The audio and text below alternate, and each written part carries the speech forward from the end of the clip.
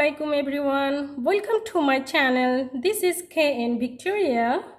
Today I will discuss about 6 types of syllabus. So let's get started. A structural or grammatical syllabus. The most rigid grammatical syllabus supposedly introduce one item at a time and required mastery of that item before moving on the next, according to Mukhtona. In other words, what is grammatical complex will not necessarily be that which is difficult to learn, and that which is grammatically simple will not necessarily be that which is easy to learn. The transition from lesson to lesson is intended to enable material in one lesson to prepare the ground for the next, and conversely for material in the next to appear to grow out of the previous one. Mukhtona, 1981, 21 page. It is one in which the content of language teaching is a collection of the forms and structure, usually grammatical, of the language being taught. Examples of structure include nouns, verbs, adjectives, statements, questions, complex sentences, subordinate clause, past tense, and so on. Although formal syllabi may include other aspects of language form such as pronunciation or morphology. Structural or grammatical syllabus. Advantages and disadvantages. Structural syllabus, also known as the grammatical syllabus, is the most common and traditional syllabus types. It has been used by language teachers for many years. It is a product-oriented, content-based syllabus in that the focus is on language and skills which learners should gain as a result of instruction, not on how they can attain them. Synthetic approach to syllabus design is essential to produce such a syllabus. Most grammatical syllabus seems to be that language consists of a finite set of rules, and these rules can be learned one by one in an content. Structured grammatical syllabus or grammatical syllabus generally consists of two components. Number one, a list of linguistic structure, and two, a list of words. Selection and graduation or sequencing. Syllabus input is graded according to grammatical notions of simplicity and complexity. Selection and sequencing of vocabulary in a structural syllabus are done with the help of the criteria mentioned by Mitchell West, 1953. A. Frequency, the number of times the word appears in our use of language. B. Range, the number of text or areas in which the item is found. Number C. Availability, most appropriate and necessary for certain situations. Number D. Familiarity, most familiar words. Number E. Coverage, the degree to which a word covers other words. Learnability, easily learnable. Advantages. The main advantages of the structural or grammatical syllabus are the following. Number A. Structures and vocabulary are the two most important elements of the language. Without good command of these sectors, no one can conceive of performing in a language successfully. Number 2, there is teaching facility as there are available materials, textbooks, etc. Number C, sequencing and selection is not so difficult as it is with semantic and functional syllabuses. Disadvantages of grammatical syllabus. It hampers the student's creative sides because it confines him/her within the walls of some specific rules. The learner moves from simplifier to more complex grammatical structures and may grasp the grammatical system more easily. The teacher need not be fluent in the language they teach. Number 2, a notional functional syllabus. The notional functional syllabus is the best known of contemporary language teaching syllabus types. It is, however, also the object of a great deal of misunderstanding. On the one hand, while notional functionalism has been referred to as an approach, Broomfield and Johnson 1979, Widdowson 1979, it has never been described as anything other than a type of content of language instruction that can be taught through a variety of classroom techniques. On the other hand, notional functionalism has been closely associated with what has been called communicative language teaching. Broomfield and Johnson 1979, Richards and Rogers 1986, Widdowson 1979, a rather amorphous view of language teaching that has been referred to as a method but is really a collection of different approaches and procedures clustered around notional functional content. Because of its broad scope, its confusion with instructional method, and its own lack of definition, notional functionalism is difficult to describe clearly. A narrow perspective is taken here, viewing the notional functional moved only in terms of means for defining instructional content. A situational syllabus.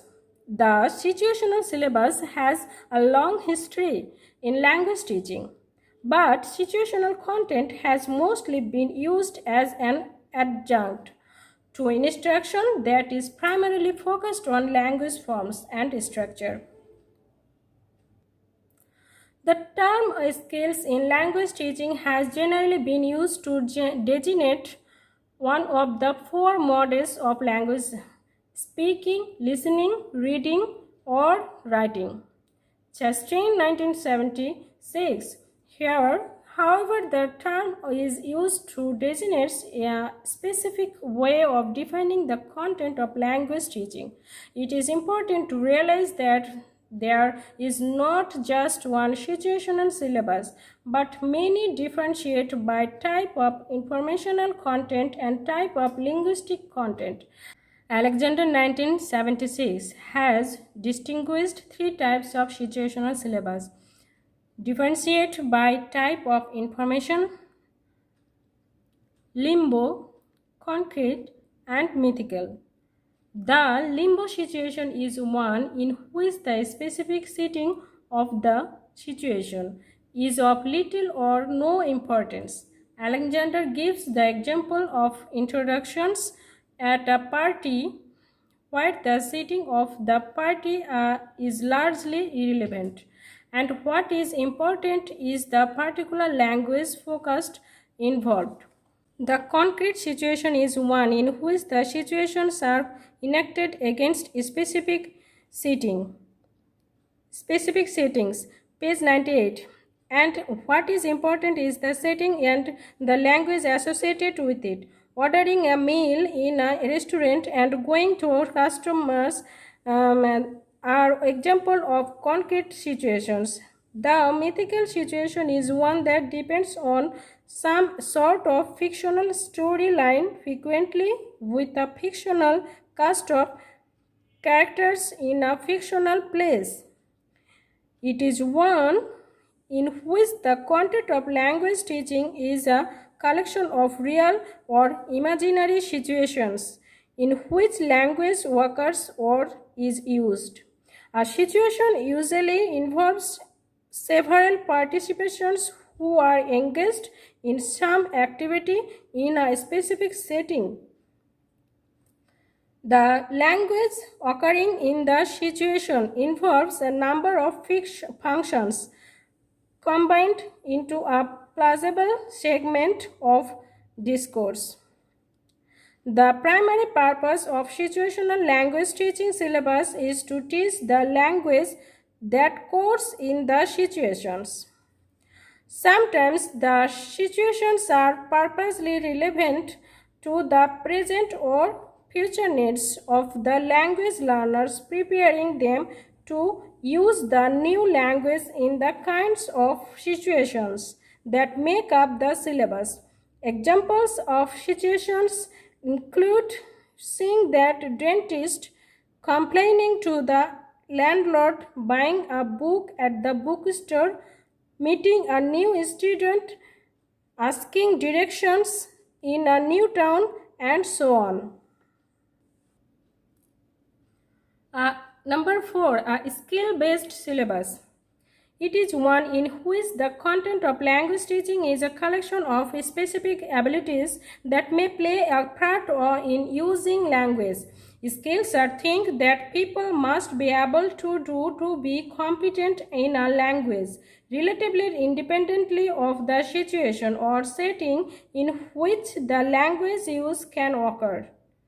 While situational syllabi group functions together into specific settings of language use. Skill-based syllabi group linguistic competencies, pronunciation, vocabulary, grammar, sociolinguistic, and discourse together into generalized types of behavior, such as listening to spoken language for the main idea, writing well-formed paragraphs, giving effective oral presentations, taking language tests, reading text for main ideas or supporting details, and so on.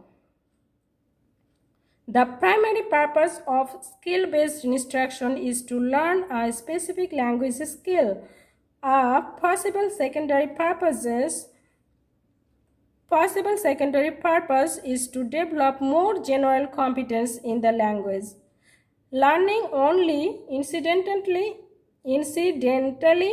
and information that may be available while applying the language skills. Number 5, a task-based syllabus. Long and Crook's 1986 cite general educational literature which suggests that tasks are more salient unit of planning for teachers than objective. Candle in 1987 provides a pedagogic rationale, while Long 1985 looks to research. Although, as we saw in 3SL, research can be invoked to support contrary views on syllabus design. Candlin offers the following criteria for judging the worth of task. Good task, he suggests, should promote attention to meaning, purpose, negotiation, encourage attention to relevant data. It is similar to content-based syllabus in that both the teaching is not organized around linguistic features of the language being learned but according to some other organizing principle. In task-based instruction, the content of the teaching is a series of complex and purposeful tasks that the students want to need to perform with the language they are learning. The tasks are defined as activities with a purpose other than language learning. But as in content-based syllabus, the performance of the task is approached in a way that is intended to develop second and foreign language ability. Language learning is subordinate to task performance, and language teaching occurs only as the need arises during the performance of a given task. Tasks integrate language and other skills in specific settings of language used. They differ from situation in that while situational teaching has the goal of teaching the specific language content that occurs in the situation.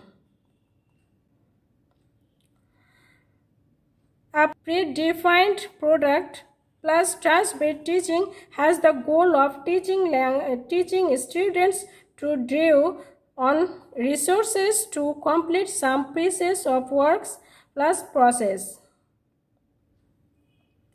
The language students drew on a variety of language forms, functions, and skills, often in an individual and unpredictable way in completing the tasks. Tasks that can be used for language learning are generally tasks that our learners actually have to perform in easy case. Examples are applying for a job, talking with a social worker, getting housing information over the telephone, completing bureaucratic forms, collecting information about pre-schools to decide which to send a child to, preparing a paper for another course, reading a textbook for another course, and so on. 6. A content-based syllabus. This might be other subjects in a school curriculum such as a science or social studies, or a specialist subject matter relating to an academic or technical field such as mechanical engineering, medicine, or computing. Whether content syllabuses exemplify product or process syllabus is a matter for conjecture. In fact, most of them would probably be located at the center of the product or process continuum. I have included them in the discussion on process syllabuses because it seems that the best working done in the area focuses on process rather than product. Hutchinson and Waters, 1983. It is not really a language teaching syllabus at all. In content-based language teaching, the primary purpose of the instruction is to teach some content of information using the language that the students are also learning. The students are stimulantly language students and students of whatever content is being taught. The subject matter is primary and language learning occurs incidentally to the content learning.